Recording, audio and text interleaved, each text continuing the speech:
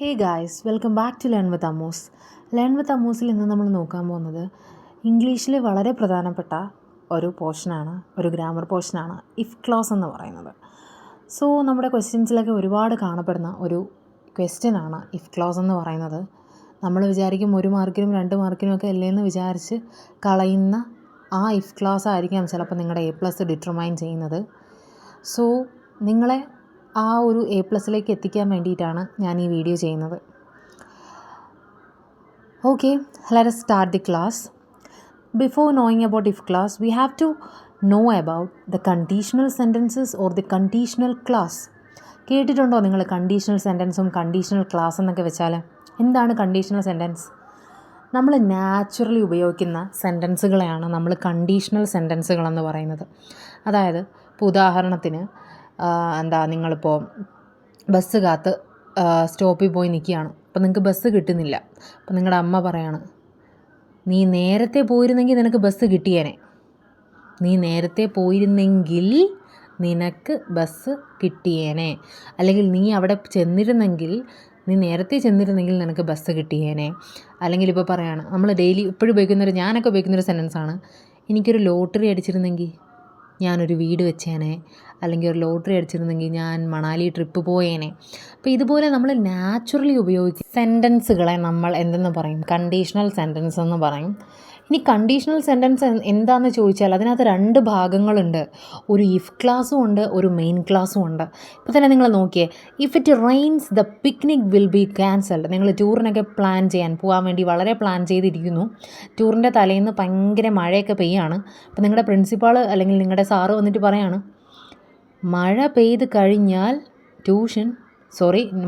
കഴിഞ്ഞാൽ ട്രിപ്പ് ക്യാൻസലാവും എന്ന് പറയാണ്. അപ്പോൾ മഴ പെയ്തു കഴിഞ്ഞാൽ അത് നമുക്ക് എങ്ങനെ പറയാം? If it rains. And this is an example for if clause. ഇഫിൽ സ്റ്റാർട്ട് ചെയ്ത് ആ റെയിൻസ് കഴിഞ്ഞിട്ട് നോക്കിയൊരു കോമയുണ്ട്. ഇത്തരത്തിൽ വരുന്ന സ്റ്റേറ്റ്മെൻറ്റുകളെ നമുക്ക് എന്തെന്ന് പറയാം? ഇഫ് ക്ലോസ് എന്ന് പറയാം. ഇനി അടുത്ത് നോക്കിയേ, the picnic will be cancelled. ആ പിക്നിക് എന്താവും? ക്യാൻസൽ ആവും. നിങ്ങളുടെ പിക്നിക്ക് ക്യാൻസൽ ആവും. അപ്പോൾ the picnic will be cancelled എന്ന് പറയുന്ന ഒരു ഡെഫിനിറ്റ് മീനിങ് ഉള്ളൊരു സെൻറ്റൻസ് അല്ലേ, ഒരു സ്റ്റേറ്റ്മെൻ്റ് അല്ലേ? പിക്നിക്ക് ക്യാൻസൽ ആകും, അതിനൊരു ഡെഫിനിറ്റ് മീനിങ് ഉണ്ട്.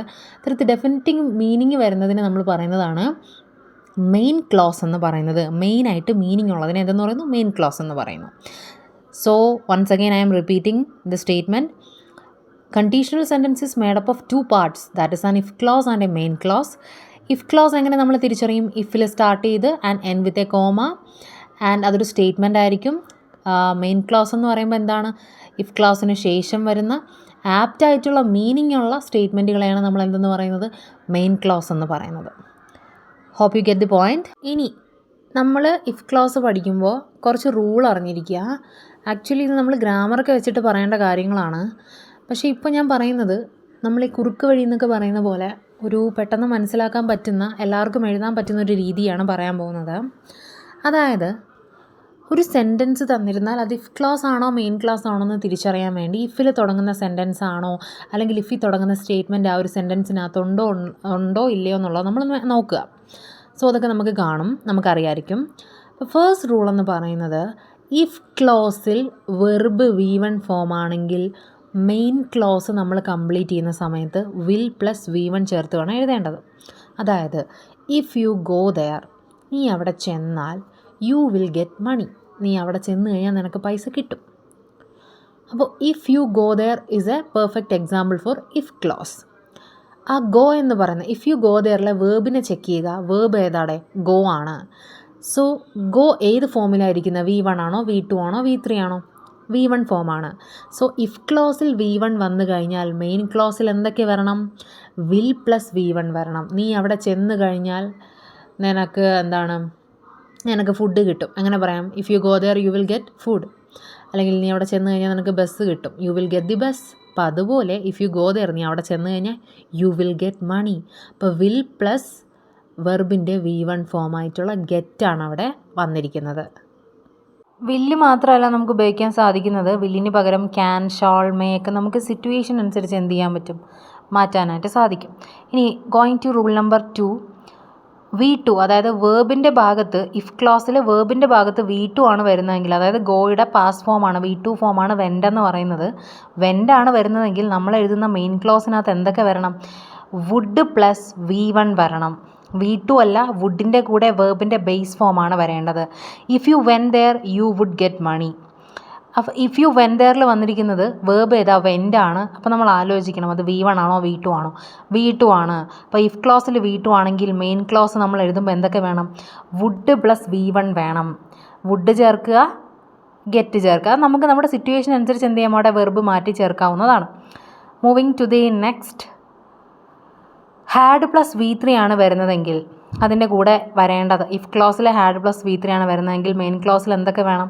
വുഡ് ഹാവ് പ്ലസ് V3 വരണം. അപ്പം നിങ്ങൾക്കിപ്പം V3 അറിയില്ല, വേർബിൻ്റെ തേർഡ് ഫോം അറിയില്ല എന്നാണെങ്കിൽ ഹാഡിൻ്റെ കൂടെ ഏതെങ്കിലും വെർബ് വരുന്നുണ്ടെങ്കിൽ അത് V3 ആണെന്നുള്ള കാര്യം നിങ്ങൾ മൈൻഡിൽ വെച്ചേക്കുക. അപ്പം നോക്കിയേ, if you had gone there.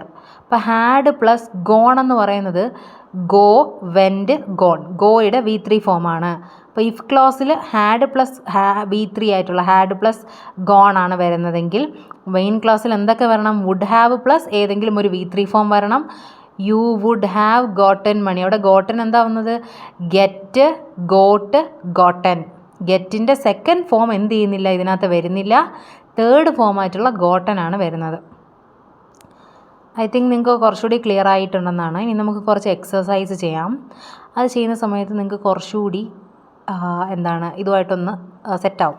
കുറച്ച് എക്സാമ്പിൾസ് നോക്കിയേ. If you come tomorrow I will give you sweets.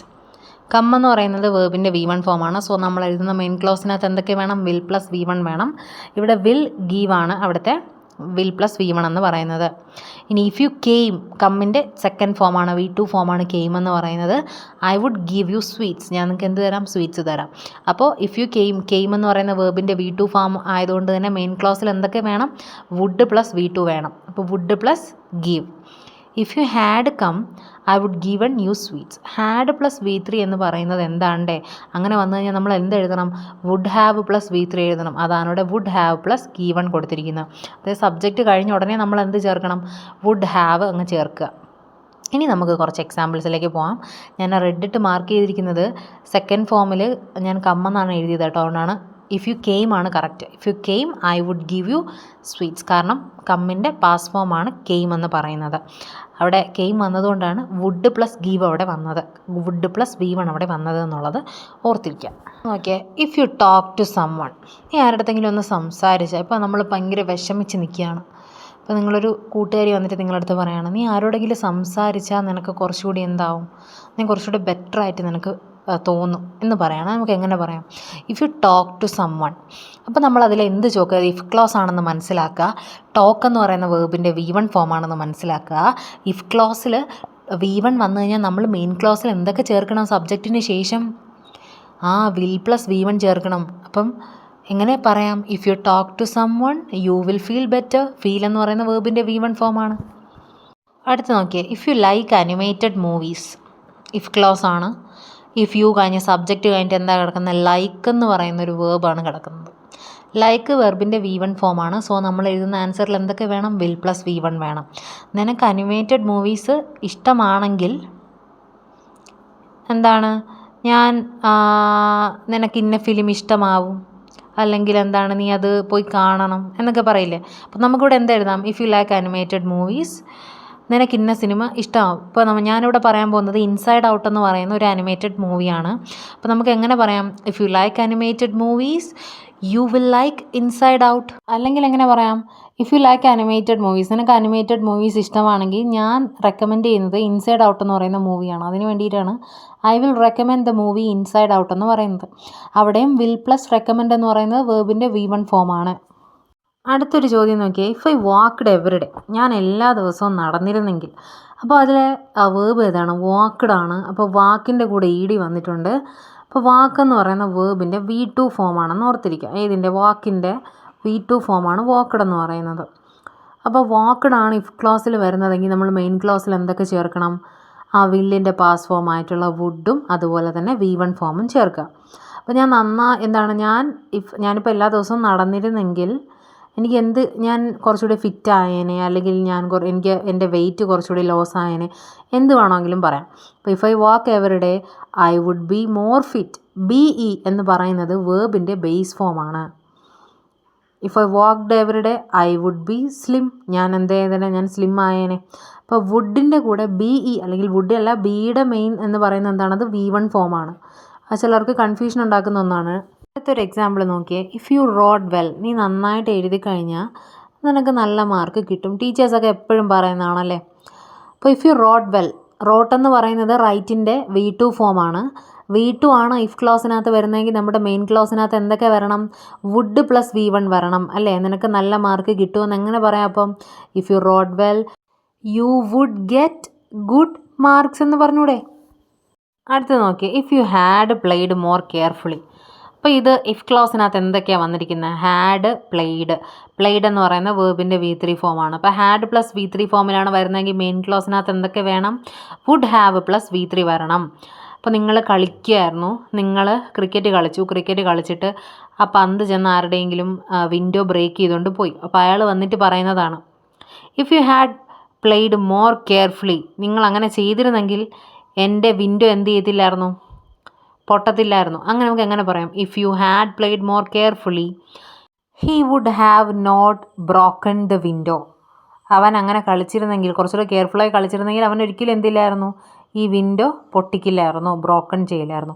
അവിടെ എന്തുകൊണ്ടാണ് നമ്മൾ ബ്രോക്കൺ ഉപയോഗിച്ചത്, ബ്രേക്ക് ഉപയോഗിക്കാത്തത്? കാരണം ഹാഡ് പ്ലസ് V3 ഫോമിൽ കിടക്കുമ്പോൾ നമ്മൾ എന്തൊക്കെ ചേർക്കണം? വുഡ് ഹാവ് പ്ലസ് V3 എഴുതണം. അപ്പോൾ പൊട്ടിപ്പോവുക എന്ന് പറയുന്ന ബ്രേക്കിൻ്റെ V3 ഫോമാണ് ബ്രോക്കൺ എന്ന് പറയുന്നത്. സോ നമ്മൾ എന്തുപയോഗിച്ചു? ബ്രോക്കൺ എന്ന് പറയുന്ന വേർഡ് ഉപയോഗിച്ചു. അടുത്ത നോക്കിയേ.